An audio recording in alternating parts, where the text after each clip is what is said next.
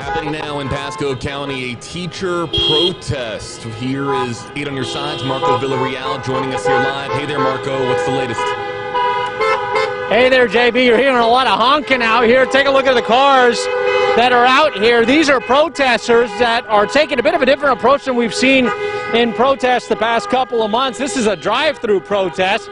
This is very interesting because this was put together by some teachers and a lot of the community. They started a Facebook page group, and it's called the Pasco County for Safe Return to Campus group on Facebook. They started it maybe about a week and a half ago, and the admins were telling me they started it not knowing it was going to blow up. Within a few days, they had over 3,000 followers on that Facebook page, and a lot of this are people, again, teachers and parents and students that have come out, and they are protesting returning classes back to brick and mortar schools. And they wanted it to be clear that it's not that they don't want to go back to school. It's not that they don't want to see their kids. A lot of these teachers just don't feel that right now it is safe for them to do that, and so they are out here making as much noise as they can, hoping to get the attention of the school board. They're going to be meeting here in a couple of hours at 6 o'clock, but they want them to reconsider opening up school physically. They would rather do this in a digital format to go back to e-learning. So that's kind of what we're seeing out here, JB and Daisy. A lot of signs, a lot of cars, a lot of paint on the windows.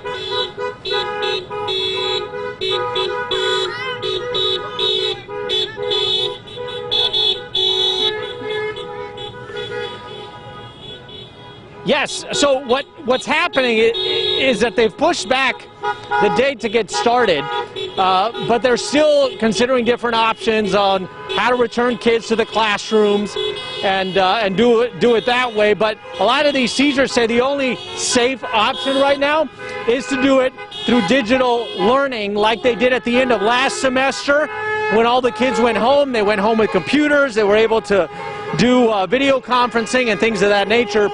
And when asked, I said, you know, that was kind of quick to do it that way. Do you think that's the best option? They said they've had all summer to prepare for doing digital classes and to think outside the box when it comes to making sure these kids can still learn and be able to do it from the safety of their homes.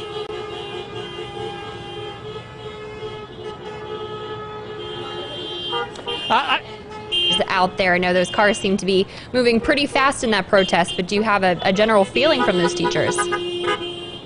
Yeah, I was able to talk to them. They met actually right down the road at a shopping center, and they started putting together all the signs and the painting on the windows that you saw when I was out there talking to them. They seem to say that their main concern is the students. And actually, let me see if this mom will talk to me real quick. Hi! So why making all the noise? Because it's not safe for our kids to return to school. Our schools are overcrowded, and there's not a plan for safe social distancing. It's safe not for our whole community, not just the kids, not just the teachers. The whole community's at risk when we do this. Yeah. And so you're fine with your daughter learning at home for now? Yes, I'm fine with online learning. Yeah. Okay, great. Thank you. What was your name? Alicia's away. Thank you so much. Thank you. Take care. There you go, JB and Daisy. You just heard from a parent. That's not a teacher. That's a parent who feels that it would be good for her students or for her kids to be at home learning instead of going into the actual classroom. A lot of honking, by the way. I hope you guys can hear me this whole time. Yeah, no, there's definitely a lot of honking here, Marco. And yeah, if there's an opportunity for us to continue to hear from some of these parents, educators, school staff members, I understand are part of this here as well. We'll listen in here, and we'll just keep your mic open.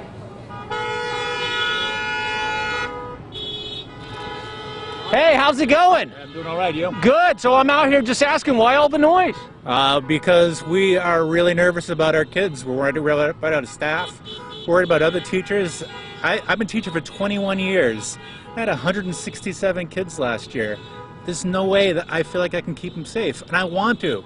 I want to go back to work. I really do, but I got to make sure I keep my kids safe. Yeah, what do you teach? I teach acting. Oh. Yeah, and so that's very physical, right? It's really physical, yeah. Man, I really do want to get back to work, and I hope that's the message that gets back out. We just got to do it right. So until we get the cases down, we've got to go back virtually.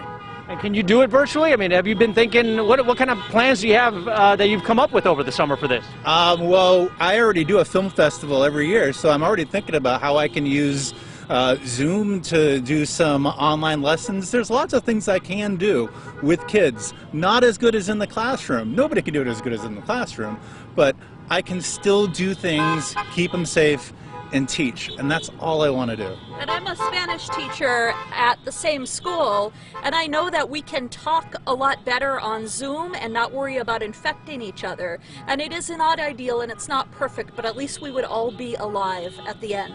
Yeah, makes sense. And what's your name? Renee Gaudet. All right, Renee. And I'm Sean Gaudet. And Sean. All right, thank you guys so Thanks much. so much for covering us. Thanks. Thank you. All right, so you just heard from a couple of teachers there, a Spanish teacher and a theater teacher who obviously had mentioned there they don't want to go back. I mean, it's not the best thing in the world to be going back to virtual learning, but they're saying for them at this point, with the world how it is, it's probably the safest thing for them and for their kids.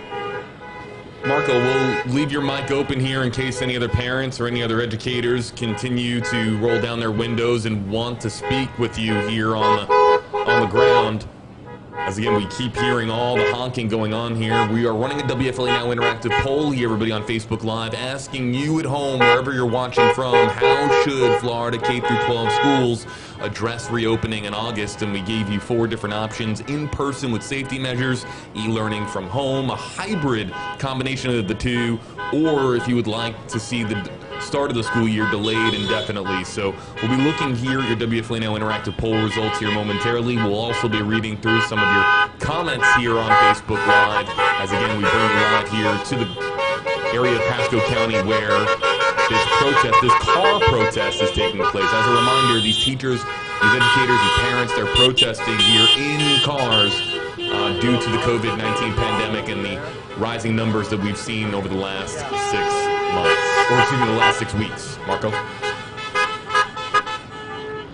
So a lot of cars out here. I'm seeing, I'm not the best carnival guy. I would do horrible at guessing numbers and counting people in the crowd. But this is definitely more than 100 cars out here that have come out, that have painted their windows and their vehicles and have come out with signs because what they want is to go digital. To them, really, there is no other option except to do this all online. And again, they want to keep kids safe. They're saying you saw that sign, online will save lives.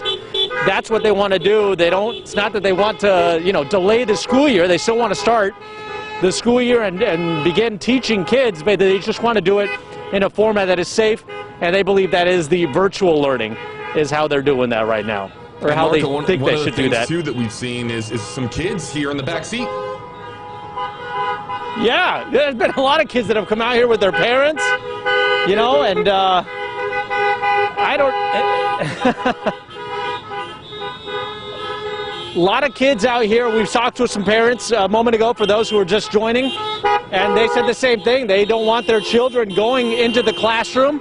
They want to stay at home and be able to continue learning. Of course, that's not the best option. Let's talk about not just the teachers and the families, but there's a lot of parents who that may not be an option. And I have not found anybody that's out here that has given me a different option for those kind of parents who have to return to work. But at the same time, I think most people are concerned about the safety of the students. And actually, if we can, I'll have Joey, my photographer here, zoom in all the way back there. You'll see there are some people from the school headquarters that have come out to watch all the people that have come out in their cars to honk and make noise, and they're standing outside the front doors there as these cars roll by.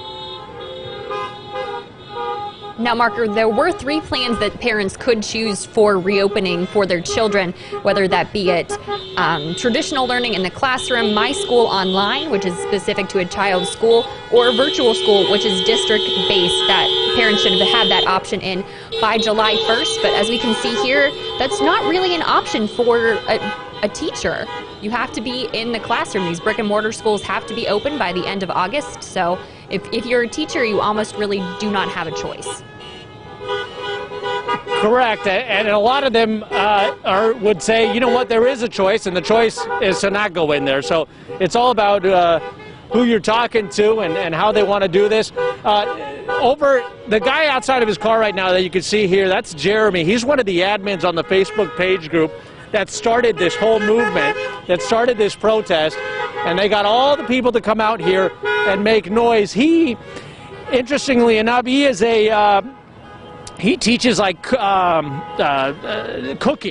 in a class. And so I asked him and I said, you know, that's kind of hard to do digitally. That's one of those hands-on type of classes where you want people inside of a classroom, students in a classroom. And he happened to mention that, you know, it would be hard to think outside the box and try to make that a virtual class. But they said they've been thinking about it. They have plans in place. And if it means coming out to students' homes and giving them the materials so that they can cook in their own homes, that's something that they're willing to do because they do want their kids to continue to still learn. Marco, if any other... let me see if I can get... Yeah, if we can hear from some other folks. Let's see. Hey, guys. Hi. Hey. Okay, so who's here? Is this a whole family? Yeah. I'm Okay. Mackenzie. I'm 17. I actually go to this school. I'm a senior this year. Oh, man. And so you ended last semester virtually. Are you okay starting again virtually? I think it's the best decision for everyone. It's not what anyone wants, but it's the only way we can be safe at this time. There's just no other way to do this. Don't you want to go back to school and see all your friends and hang out in the hallways? Yes, Of course I do, but there's no way that can happen right now anyways. If I go back, I already know what it's going to look like, and it's not going to be the same. But I don't think we have to make a change, and at this time, they need more time to make a better plan. yes. And Mom's, it looks like, Mom, you're okay with it. Yes. Yes, absolutely. We want our kids back. I want to be back. I miss my students, but I want to do it safely. I want to make it home to my kids every day and to my husband and my family. We love our kids, but we love our families too. We want to do it safely. Let's open safely. Mackenzie, would you be nervous to bring home the virus to your... Absolutely. My sister's immunocompromised. I have lots of family that I want to see and spend time with, but I just can't put other people at risk because it's something I want. Understandable. Mackenzie, what's your last name? Timon, it's Timon. Oh, I'm glad you spelled that. And your name? Holly. What is it? Holly. Collie. Yeah. Thank you all so much. We'll let y'all get back to honking. Bye-bye. There you go. You just heard from another parent and a high schooler who is actually in support of this too. And her mentioning as well how much she would rather be at school. We know a lot of seniors feel they were robbed of their senior year, a lot of the end of the year activities, the proms and the graduations and the walking and all that. But there was a high school, now going to be a high school senior, who was talking about how much she wants to go back, but at the same time, she would rather stay home and sacrifice seeing her friends and having some of those experiences because it's just not safe to do so, JB, Daisy. Here's a line graph sign from one of the students there, one of the children participating in this protest. And again, hard to tell with the number of occupants in each individual vehicle, but this is likely 100 or so vehicles. So we're talking maybe a couple of hundred folks out here in Pasco County, Marco. At least, and they were all, you know, I got a better look at these folks because they were all parked over down the road at a Publix parking lot, and they were out there putting their signs together and painting on their on their windows. So it's definitely a lot of people that have come out here, and even the organizers seemed to say they were surprised to see so many people show up. They knew there was a lot of people that supported them on social media, on their Facebook page, but they said they were really surprised to actually see all these people show up because they feel the same way. By the way, that Facebook page, the Pasco County for Safe Return to Campus group, several thousand people have joined that group, so it's something that is definitely picking up steam out here in Pasco County. Marco Villarreal, JB Buno, Daisy Ruth here with everybody live on WFLE Now following this teacher protest in Pasco County. The message here loud and clear. They want online learning to begin the 2020-2021 school year. Marco, here you're being visited. Facebook interview? Absolutely, All right. do it. Hey guys, so right now I'm with Rachel Miller. She's one of the admins on that Facebook group I was telling you about. You're making a lot of noise out here. Yes, this is so exciting, and this is so much bigger than we had ever thought just a week ago. I mean, this is, I'm moved to tears almost. This is amazing how supportive our community is and how much they recognize that this is the safe thing and the right thing to do. So this is amazing. One of the questions we had earlier, because we're on WFLA Live right now, what about, you have to return to the classes, though. There's talk about the schools not getting enough funding if you guys don't go back to the actual schools. How do you get around that problem right now? So I think a lot of it is in that executive order, and there's a lot of language in there that is not explained very well or able to be worked around. From the federal level, I mean, this is where we see fiscal federalism come into play. As a government teacher, these are like teachable moments, and I get a little excited in a very nerdy sort of way. But, the federal dollars account for less than 10% of what the local schools actually end up with. And unfortunately, that money goes towards predominantly Title I programs, so it's going towards the most disadvantaged populations. So to say that we're going to pull that funding, it's hurting the populations that need it the most, and that's really unfortunate. At the state level, you're already seeing pushback by multiple districts who are saying, we get what you're saying, but it's not safe, and we need to do what's best for our community and for our district. So you're already seeing it happen. I don't know if a lawsuit came about, how that would fall for the state or for the districts. Most local decisions, even in our state constitution, say that those decisions are supposed to be made at the local level by local districts. So, I'm not a lawyer, but you would seem to think that if it's there for law, districts would be able to have that final say. So we've seen DeSantis push, draw back a little bit from that, and that's what we're hoping, is that maybe he sees, wow, like we really shouldn't be going back, and I'm hopeful for that. a lot of support for you guys. Great. Well, the school board's meeting at 6 o'clock. Yes. Are you guys planning on showing up digitally to that, or what are you guys looking forward to there? So we have information on our Facebook page about dialing in so that we can ask questions, and so that even if you don't want to ask questions, so that you can watch and see what's happening, because that's important, is being informed citizens and knowing what your locally elected officials are deciding on and making decisions about. So it's really important to be involved as a community anyways and know what's happening, but that's a huge part of it, and we're trying to put out that information so that people can be informed and participate in the process as well, because these are the people that are ultimately going to decide what happens.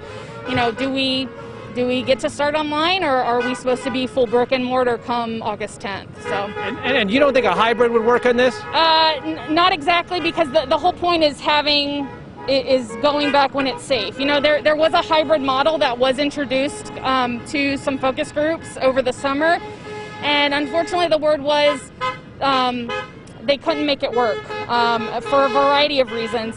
Yes, that it would be great if it did work, but that was something that they didn't really want to explore any further for whatever reasons. I'm not the one making those decisions, and so I understand that there are hiccups, but whatever we can make happen, we would prefer that. But yeah.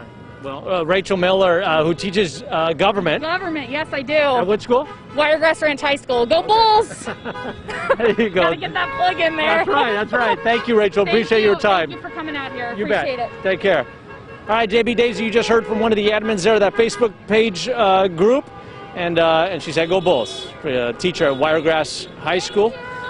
And here you continue to see it's kind of starting to slow down, but it looks like a lot of these cars did take several loops around to make sure that they could make all the noise that they could, and so that people who work for the district inside these district headquarters could hear them. JB, Daisy? Marco, we really appreciate giving us this live look here at what's going on the streets of Pasco County here, and this meeting, of course, is going to have major consequences for the start of the 2020-2021 school year in Pasco County. So